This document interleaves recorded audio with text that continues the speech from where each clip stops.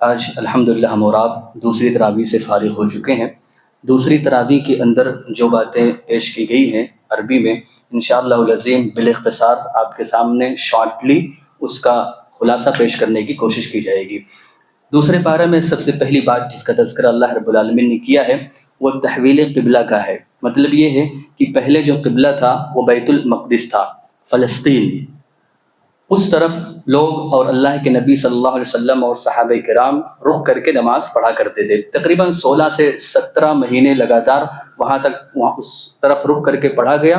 اس کے بعد اللہ رب العالمین نے نماز ہی کی حالت میں اللہ رب العالمین نے حکم دیا فولی وجہک شطر المسجد الحرام، کہ اللہ رب العالمین نے موڑ دیا کہ آپ خانہ کعبہ کی طرف رخ کر دو۔ اب قیامت تک کے لیے جو ہمارا قبلہ ہے وہ خانہ کعبہ ہے۔ پھر اللہ رب العالمین نے ذکر کیا ہے کہ صبر اور نماز کے ذریعے اللہ رب العالمین سے مدد طلب کرو، صبر اور نماز کے ذریعے۔ ایک تو اللہ رب العالمین نے فرمایا یا ایھا الذین آمنوا استعینوا بالصبر والصلاۃ، صبر بھی کرنا ہے اور نماز بھی پڑھنا ہے۔ اب دیکھیں صبر کے ساتھ نماز کا تذکرہ کیوں کیا گیا؟ نماز اتنا معمولی بات نہیں ہے، نماز ہر کسی کے بس کی بات نہیں ہے، نماز کے اندر بھی کئی طرح کی صبر کی ضرورت پڑتی ہے۔ یہی وجہ ہے کہ شریعت نے جو ذکر کیا ہے کہ صبر کی 3 قسمیں ہوتی ہیں، صبر کی 3 قسمیں ہوتی ہیں۔ ایک ہوتا ہے صبر علی الطاعہ، کہ انسان جو اطاعت کرتا ہے نا، جیسے مثال کے طور پہ ہم اور آپ نماز پڑھتے ہیں تو نماز پڑھ رہے ہیں تو ثواب تو مل ہی رہا ہے، لیکن نماز پڑھنے میں ہم کو تکلیف ہوتی ہے، کسی کے گھٹنے میں درد ہے، کسی کے کمر میں درد ہے، کسی کو کہیں میں درد ہے، اس میں اس کو تکلیف ہوتی ہے۔ پھر مزید یہ کہ کوئی انسان دور دراز رہتا ہے، وہاں سے چل کے آتا ہے، وہاں سے گاڑی وغیرہ کر کے آتا ہے، وہ بھاڑا کرایہ الگ، دور دراز الگ، اور اس کے بعد ہماری مائیں اور بہنیں جو اس طرح کی تکلیفیں برداشت کر رہی ہیں، اس کو کہتے ہیں صبر علی الطاعہ، کہ عبادت کے کاموں پر کرنے کی وجہ سے جو ہم کو تکلیف ہوتی ہے اس کو صبر علی الطاعہ کہتے ہیں، اس پر بھی اللہ ہم کو ثواب دیتا ہے۔ دوسرا ہوتا ہے صبر علی المعصیہ، صبر علی المعصیہ، یہ وہ لوگ زیادہ سمجھیں گے جو حضرات کہیں نہ کہیں گٹکا پکار اور چینی کھینی کے عادی ہوتے ہیں۔ جب آپ دیکھیں گے جب رمضان مبارک کا مہینہ آتا ہے تو کہیں نہ کہیں ان کو تکلیف ہوتی ہے، یاد رکھیے اس تکلیف پر بھی اللہ ان کو اجر و ثواب دیتا ہے۔ ایک تو ہم اور آپ جن کا کوئی مسئلہ نہیں ہے، آپ کھائے پیے اور بھوک پیاس برداشت کریں، آپ کو اتنی تکلیف نہیں ہوتی ہے، لیکن جو انسان جس چیز کا عادی ہوتا ہے نا غلط چیز کا، تو غلط چیز کو چھوڑنے کی وجہ سے جو انسان کو تکلیف ہوتی ہے، مثال کے طور پہ سگریٹ نوشی کا کوئی عادی ہے، انسان ان مہینوں کے اندر یا ہمیشہ اس کو چھوڑ دیتا ہے، گناہ کے کام کو چھوڑتا ہے، تو گناہ کو کام کو چھوڑنے پر جو جس کا عادی ہوتا ہے اس کو تکلیف ہوتی ہے، تو اس تکلیف پر بھی اللہ اس کو اجر و ثواب سے نوازتا ہے۔ ایک ہوتا ہے صبر علی المصیبہ، مصیبت پر صبر، تکلیف پر صبر، وہ یہ ہوتا ہے کہ انسان بیمار ہو گیا، کوئی اور اس کا مسئلہ ہو گیا، بیٹے کا وفات ہو گیا، باپ کا وفات ہو گیا، بھائی کا وفات ہو گیا، تو اس پر اللہ رب العالمین ہم کو آزماتا ہے، جیسا کہ اللہ رب العالمین نے قرآن میں خود ذکر کیا ہے، کبھی خوف کے ذریعے، کبھی موت کے ذریعے، اور کبھی مال کی کمی کے ذریعے اللہ رب العالمین آزمائش کا شکار بناتا ہے، اس پر ہمیں صبر کرنا چاہیے۔ اللہ نے جو ذکر کیا ہے ان للہ و انا الیہ راجعون، یہ مسلمانوں کی، صحابہ کرام کی بہت بڑی صفت ہے کہ جب ان کو کوئی بھی تکلیف ہوتی ہے، آج کل ہمارا ماحول یہ ہے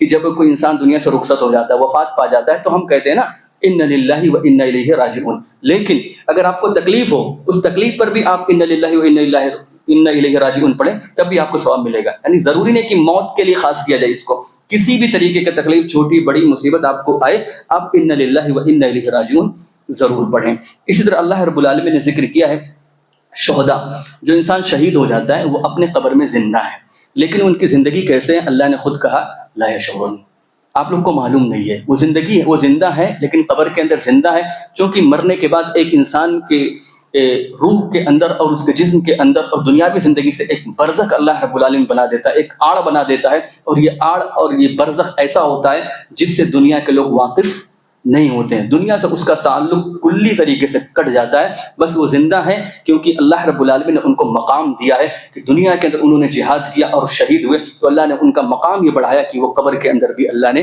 ان کو زندہ رکھا ہے اور مردہ کہنے سے ان کو منع کیا ہے۔ یہ ان کی عزت اور ایک طریقے سے ان کا مقام ہے، اور بس یہ نہیں کہ انسان زندہ ہے وہاں پہ اور ہماری باتوں کو سنتا ہے، وہ کبھی کبھی اوپر بھی آ جاتا ہے، نعوذ باللہ، جس طرح لوگ ہم گمان میں رکھتے ہیں، یہ تمام باتیں سب غلط اور بے بنیاد ہیں۔ اسی طرح اللہ نے ذکر کیا کہ دین کو نہیں چھپانا چاہیے، یہود و نصارہ نے دین کو چھپایا، اللہ رب العالمین نے ان کے اوپر لعنت بھیجی۔ آپ کے پاس کوئی انسان آیا تو ہماری اور ذمہ داری یہ ہے کہ اگر آپ کو معلوم ہے تو آپ بتا دیں، نہیں معلوم ہے تو آپ واللہ عالم بالصواب کہہ دیں یا کسی عالم کا آپ پتہ دے دیں، لیکن اگر معلوم ہے تو ضرور بتانا چاہیے۔ اس طرح اللہ رب العالمین نے ذکر کیا کہ کافروں پر بھی اللہ رب العالمین کی لعنت ہے۔ پھر اللہ رب العالمین نے توحید کے دلائل کو ذکر کیا کہ اللہ ایک ہے، لیکن کیسے پتہ چلے گا؟ ہم نے تو اللہ کو نہیں دیکھا، لیکن اللہ نے اس کے دلیل کو ذکر کیا۔ دلیل کے طور پہ کیا ذکر کیا؟ اللہ نے فرمایا ان فی خلق السماوات والارض واختلاف اللیل والنہار والفلک التي تجری فی البحر بما ينفع الناس۔ اللہ نے ذکر کیا کہ یہ لیل و نہار، یہ دن اور رات کا آنا، یہ سورج اور چاند کا نکلنا، کشتیوں کا سمندر میں چلنا، یہ سب اللہ کی نشانی ہے۔ انسان اس پر اگر غور کرے تو اللہ تک پہنچے گا، اللہ کی توحید تک پہنچے گا۔ لیکن یوں ہی ایک انسان دیکھے کہ نہیں اللہ کو دیکھ لوں گا کبھی ایمان لاؤں گا، تو یہ بنو اسرائیل کا قاعدہ ہے جو کبھی انسان کا پورا ہونے والا نہیں ہے۔ پھر اللہ نے ذکر کیا کہ حلال رزق کماؤ، حلال رزق۔ یاد رکھیں اس کے تعلق سے ایک لمبی حدیث ہے جو علی رضی اللہ تعالیٰ عنہ کی ہے، لیکن بالاختصار میں صرف اشارہ کروں، وہ یہ کہ ایک انسان کو جو اس کی روزی لکھی گئی ہے وہ اس کو مل کر رہے گی۔ یہاں تک کہ ایک اللہ کے نبی کی حدیث ہے کہ روزی انسان کی ایسے ہی پیچھا کرتی ہے جیسے اس کی موت ہر کسی کو آنی ہے، ایک دن انسان موت کے قریب ہو رہا ہے، تو ایسے انسان کی جو روزی لکھی ہوئی ہے نا اس کو مل کر رہے گی۔ اب اس کا آپشن ہے، اب وہ چاہے تو حلال ذریعہ اپنائے، وہ چاہے تو حرام ذریعہ اپنائے۔ وہ اس کے روزی میں اگر لکھ دیا گیا ہے کہ وہ ایک دن میں 1000 روپیہ کمائے گا، اب اس کی ذمہ داری ہے وہ چوری کر کے کما لے، چاہے تو حلال ذریعہ محنت و مزدوری کرے، یا جاب کرے یا تجارت کرے یا بزنس کرے، اس کے ذریعہ وہ کما لے۔ اللہ نے دونوں آپشن اما شاکرا و اما کفورا کے تحت رکھا ہوا ہے، لیکن اللہ نے ذکر کیا کہ حلال کو اپناؤ۔ پھر اللہ نے بتایا کہ یہ مردار جو بھی چیز مر چکے ہیں، خون ہے، خنجیر ہے، غیر اللہ کے نام پہ ذبح کیا ہوا کوئی بھی چیز ہے، اللہ نے کہا سب کے سب حرام ہے۔ البتہ اس مردے کے اندر 2 مردے جو ہیں وہ حلال ہیں، وہ حدیث سے ثابت ہے۔ یہی وجہ ہے ہم کہتے ہیں کہ بار بار صرف قرآن کے اوپر کوئی عمل کرنا چاہے تو نہیں عمل کر سکتا، قرآن کے ساتھ ساتھ حدیث بھی ضروری ہوتی ہے۔ یہاں اللہ نے کہا کہ مردار حرام ہے، تو اب کوئی کہے گا کہ مچھلی وہ کیسے حلال ہو گئی؟ بھائی وہ تو مردہ ہے، مری ہوئی ہے، اللہ نے اس کو حلال کیسے کیا؟ دراصل نبی کے ذریعے حلال کیا۔ نبی نے کہا کہ 2 مردے حلال ہیں، ایک ہے مچھلی اور ایک ہے ٹڈی۔ اللہ رب العالمین نے اس کے بعد ذکر کیا کہ اگر اضطراری کوئی صورت آ جائے، کوئی تکلیف والی معاملہ ہو جائے، مجبور انسان ہو جائے، تو اس وقت ہر چیز جائز ہو جاتی ہے۔ انسان صحرا میں سفر کر رہا ہے، کوئی چیز نہیں ہے، اس کے ساتھ صرف شراب مل رہا ہے اور وہ شراب پی لے تو اس کی جان بچ سکتی ہے، یا سور کا گوشت اس کو مل گیا تو اس سے اس کی اگر جان بچ سکتی ہے، تو اتنا ضرورت تقدر بقدریہا، یعنی ضرورت کے وقت اتنا ہی استعمال کیا جائے گا جتنے سے اس کے کفایت کر جائے، یعنی کہ پورا پیٹ بھرنے لگ جائے۔ انسان اگر شراب پی کر اگر اس کی جان بچ سکتی ہے تو وقتی طور پہ وہ اپنے جان کو بچا لے گا، اور اس کے اوپر واجب ہوگا کہ اپنے جان کو وہ بچائے، پھر بعد میں اللہ سے توبہ استغفار کرے۔ پھر اللہ رب العالمین نے ذکر کیا قصاص، وَلَكُمْ فِي الْقِصَاصِ حَيَاةٌ يَا أُولِي الْأَلْبَابِ۔ قصاص کہتے ہیں کہ کسی نے آپ کو مارا ہے تو اس کو بھی مارا جائے۔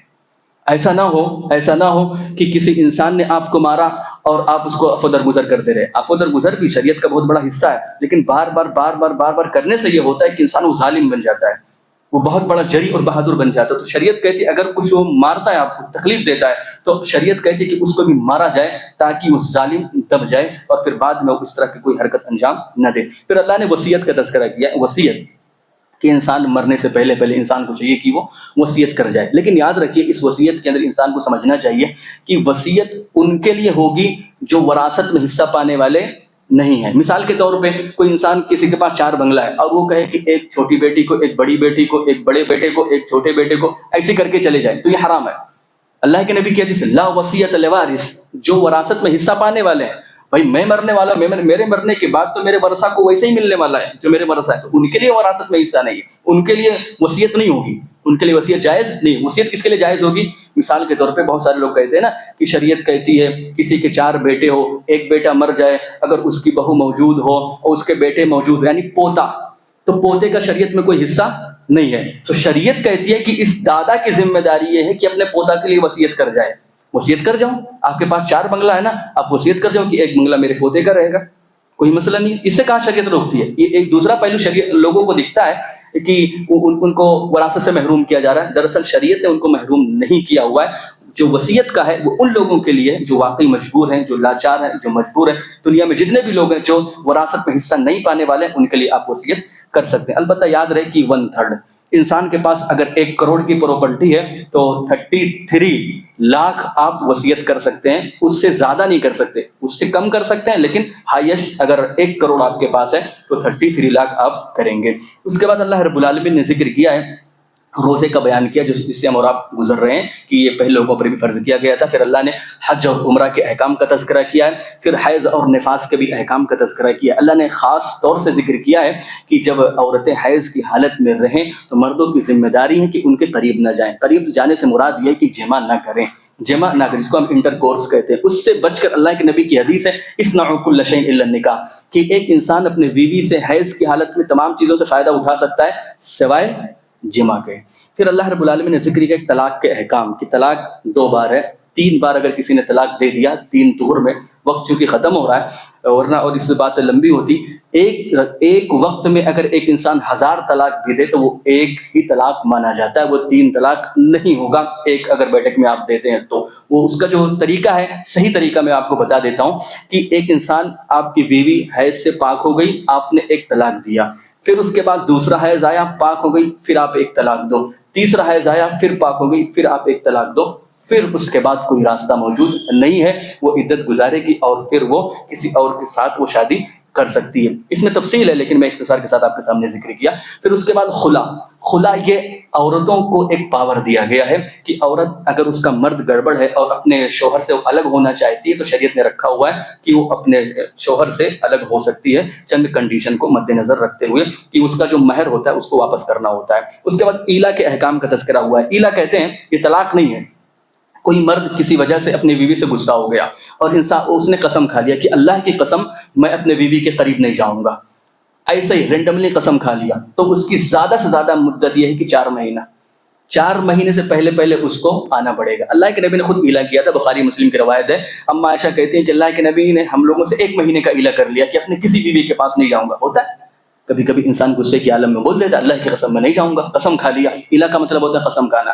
تو جب قسم کھا لیا 29 دن پورا ہو گیا تو اللہ کے نبی اما عائشہ کے پاس پہنچ گئے. تو اما عائشہ کہتے ہیں کہ اللہ کے نبی آپ نے 1 مہینے کا قسم کھایا تھا. تو اللہ کے نبی نے کہا عائشہ تم کو نہیں معلوم عربی کا جو مہینہ ہوتا ہے 29 کا بھی ہوتا ہے. تو بتانا مقصود یہ ہے کہ ایلا جائز ہے، کیا جا سکتا ہے وقت ضرورت. پھر اللہ نے ذکر کیا متوفا عنہا زوجہا، کہ جس کا شوہر اگر وفات پا جائے تو 4 مہینہ 10 دن وہ عدت گزارے گی، اس میں وہ بناؤ سنگار نہیں کرے گی. پھر اللہ نے رضاعت کے احکام کو ذکر کیا ہے کہ جو دودھ پلانے کی جو مدت ہے وہ 2 سال ہے.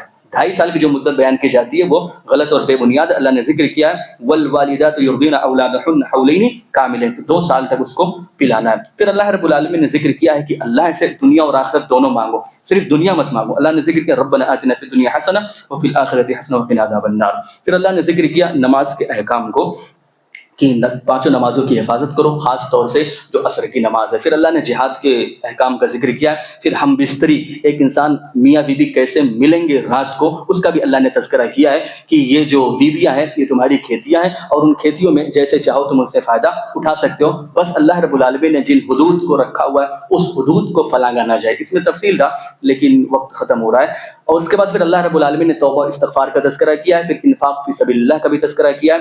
پھر تعاون، اگر کسی گاؤں میں کسی ملک میں کہیں کوئی بیماری ہو تو وہاں سے بھاگنا نہیں چاہیے. ابھی کورونا اس سے پہلے گیا، اس کی حقیقت کیا تھی وہ الگ بحث ہے، لیکن مان لو اگر کہیں پہ کوئی وبا پھیلی ہوئی ہے تو ذمہ داری ہے کہ مرڈ میں اگر پھیلا ہوا ہے مرڈ ہم چھوڑ کے بھاگ نہیں سکتے، یہ ذمہ داری شریعت نے دی ہے. یا اسی طرح کہیں اگر ہے تو وہاں انسان کہیں اور چلے جائے، یا وہاں انسان کو جانے سے بھی منع کیا گیا. جیسے مثال کے طور پر مرڈ میں پھیلا ہوا ہے، آپ کے روہا میں یا پنویل میں نہیں پھیلا ہوا ہے، تو ایک انسان پنویل والے کی ذمہ داری کو وہیں پہ رہے، وہ یہاں پہ نہ آئے.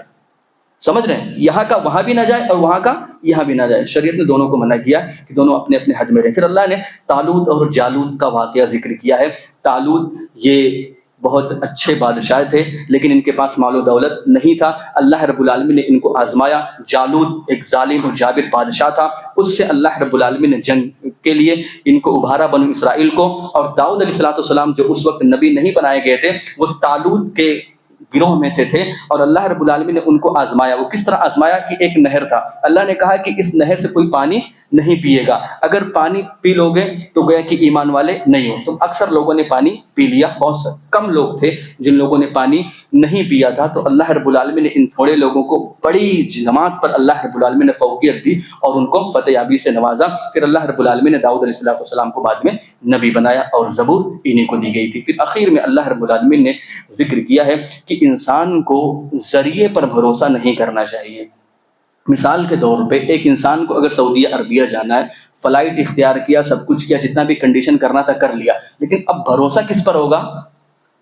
وہ چلانے والے پر نہیں بھروسہ ہوگا، فلائٹ پہ بھروسہ نہیں ہوگا، اللہ پر بھروسہ ہوگا۔ ایسے تمام چیزوں میں، جس بھی چیز میں ہم ذریعہ استعمال کرتے ہیں، ذریعہ استعمال کرنے کو اللہ نے کہا ہے، لیکن بھروسہ اللہ پر ہوگا۔ اللہ سے دعا ہے کہ بارے ہم تمام مسلمانوں کو کہنے سننے سے زیادہ عمل کرنے کی توفیق عطا فرما۔